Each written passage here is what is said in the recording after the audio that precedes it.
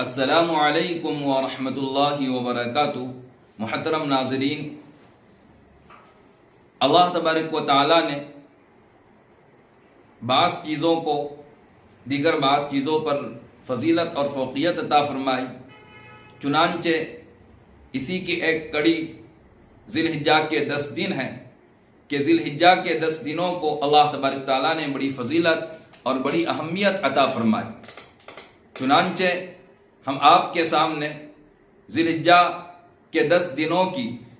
8 فضیلتیں بالترتیب ذکر کر رہے ہیں۔ سب سے پہلی بات تو یہ کہ اللہ تبارک و تعالیٰ نے سورہ فجر کی ابتدائی آیات کریمہ کے اندر ان 10 دنوں کی قسم کھائی، یوں کہہ کر کے والفجر ولیال عشر، لیال عشر 10 راتوں کی قسم۔ ان 10 راتوں سے مراد تقریباً مفسرین کا اس بات پر اتفاق ہے کہ ذی الحجہ کی 10 راتیں مراد ہے، یکم ذی الحجہ سے لے کر کے 10ویں ذی الحجہ تک، اور راتوں میں دن بھی شامل ہے۔ اور اللہ رب العزت کلام اللہ کے اندر جس چیز کی قسم کھاتے ہیں تو یہ اس بات کی دلیل ہوتی ہے کہ اللہ تبارک و تعالیٰ اس شے کی عظمت، اس شے کی مکانت اور فضیلت سے ہمیں متنبع کرنا چاہتے ہیں اور اس کی عظمت اور فضیلت کو ہمارے سامنے اجاگر کرنا چاہتے ہیں۔ اسی طریقے سے دوسری فضیلت ایام ذی الحجہ کی یہ ہے کہ ذی الحجہ کے انہی دنوں کے اندر اسلام کا ایسا رکن رکین ادا کیا جاتا ہے کہ جس کے ذریعے سے اسلام کی تکمیل ہوئی، اور جس فریضے کو بجا لانے پر الیوم اکملت لکم دینکم واتممت علیکم نعمتی ورضیت لکم الاسلام دینا کا مژدہ سنایا گیا۔ دین اسلام کی تکمیل جس کے ذریعے سے ہوئی، اور وہ عمل ہے حج،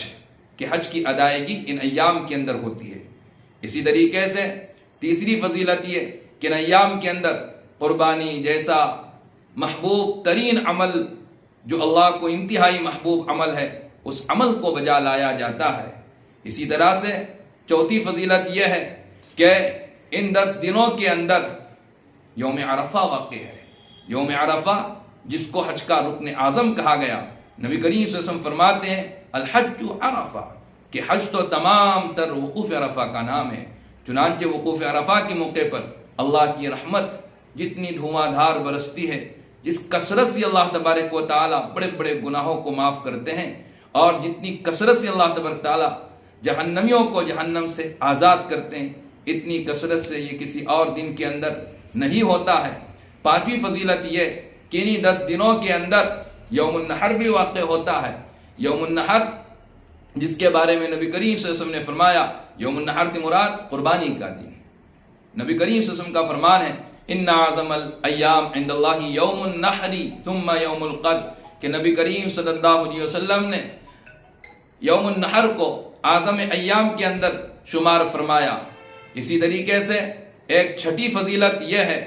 کہ ان 10 دنوں کے اندر اللہ تبارک و تعالی کی ایسی عبادات کو بجا لایا جاتا ہے کہ جو عبادات امہات العبادہ کہلاتی ہے۔ اسلام کے 5 ارکان ہیں، کلمہ، نماز، روزہ، زکوٰۃ، حج۔ تو ایمان کے ساتھ ساتھ باقی چاروں عبادتوں کو، چاروں ارکان کو اگر کسی زمانے میں بیک وقت بجا لایا جا سکتا ہو تو وہ ذی الحجہ ہی کے دن ہے، کہ ذی الحجہ کے اندر نمازیں بھی مشروع ہے جیسا کہ عام دنوں میں مشروع ہے۔ اسی طریقے سے ذی الحجہ کے اندر روزے بھی مشروع ہے، کہ اگر کوئی آدمی ہمت کرے تو اس کے لیے مستحب ہے کہ یکم ذی الحجہ سے 9ویں ذی الحجہ تک روزہ رکھے، ورنہ 9ویں ذی الحجہ یوم عرفہ کا روزہ تو ہے ہی مسنون۔ اسی طریقے سے اس میں صدقہ بھی مشروع ہے، چنانچہ زکوٰۃ کی ہی مثال قربانی ہے، کہ قربانی جب آدمی کرتا ہے اور پھر اس کا گوشت تقسیم کرتا ہے تو صدقے کے اوپر بھی وہ عمل کر لیتا ہے۔ اسی طریقے سے حج والا فریضہ بھی اس کے اندر بجا لایا جاتا ہے۔ حج والے فریضے کو آپ رمضان میں دیگر مواقع پر نہیں بجا لا سکتے ہیں، تو اس اعتبار سے ذی الحجہ کے 10 دن وہ دن ہو گئے کہ جس کے اندر امہات العبادت کو بجا لایا جاتا ہے، کہ اس میں نماز بھی بجا لائی جاتی ہے، روزہ بھی بجا لایا جاتا ہے، صدقہ بھی اس کے اندر دیا جاتا ہے جو زکوٰۃ کی نظیر اور مثال ہے، حج کو بھی اس کے اندر بجا لایا جاتا ہے۔ اسی طریقے سے ایک ساتویں فضیلت یہ ہے کہ ذی الحجہ کے 10 دنوں کو قرآن مجید نے ایام معلومات سے تعبیر کیا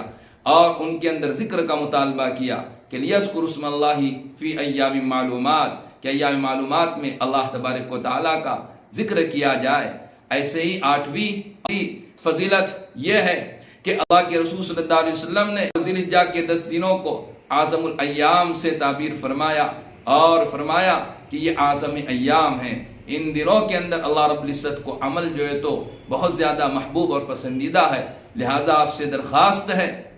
کہ ان ایام کے اندر